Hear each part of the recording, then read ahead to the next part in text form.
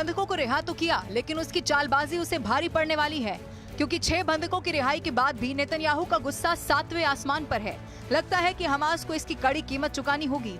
Israel के जिन 6 कैदियों को रिहा किया गया, उस दौरान जिस तरीके से उन्हें रिहा किया गया है, उस पर इजराइल ने आपत्ति जताई है और निंदा भी की है। यही वजह है कि इजराइल ने अब फिलिस्तीनी कैदियों की रिहाई में देरी करने का भी फैसला किया। हमास ने इजरायली बंधकों की रिहाई में एक ऐसी हरकत कर दी कि अब उसको वो भारी पड़ गई है। इजराइल ने कैदियों को एक्सचेंज करने के दौरान बड़ा फैसला किया था।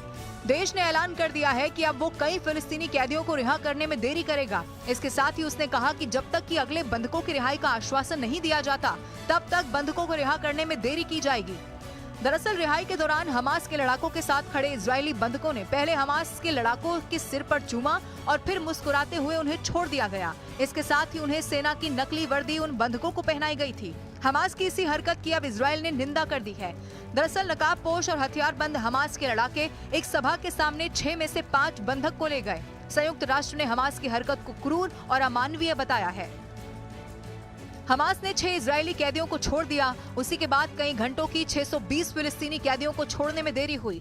ये युद्ध विराम के पहले चरण में सबसे बड़ी संख्या में कैदियों की रिहाई थी, लेकिन अब इजराइल ने इसमें देरी कर दी है। इजराइल की घोषणा ने अचानक युद्ध विराम के भविष्य को और संदेह में डाल दिया है। इन 6 लोगों में नोवा संगीत समारोह से पकड़े गए 3 इजरायली पुरुष शामिल हैं और एक व्यक्ति को हमास के नेतृत्व वाले 7 अक्टूबर 2023 के हमले के दौरान दक्षिणी इजराइल में परिवार से मिलने के दौरान ले जाया गया था। बाकी 2 लोग वो हैं जो अपने आप गाजा में गए थे। मंच पर हमास के लड़ाकों के साथ इजरायली बंधक ओमर वेंकट, ओमर शेमटोव और एलिया कोहेन खड़े थे।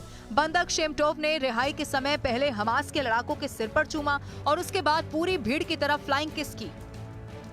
उन्होंने सेना की नकली वर्दी पहनी हुई थी। शेमटोव के परिवार के पास वापस लौटने के बाद उनके पिता माल्की शेमटोव ने कहा कि मेरे बेटे का 17 किलोग्राम वजन कम हो गया है। हमास ने कहा है कि संघर्ष विराम समझौते के पहले चरण को पूरा करने के लिए वो अगले सप्ताह बंधकों के 4 शवों को रिहा करेगा। युद्ध विराम के दूसरे चरण को लेकर अभी बातचीत होना बाकी है।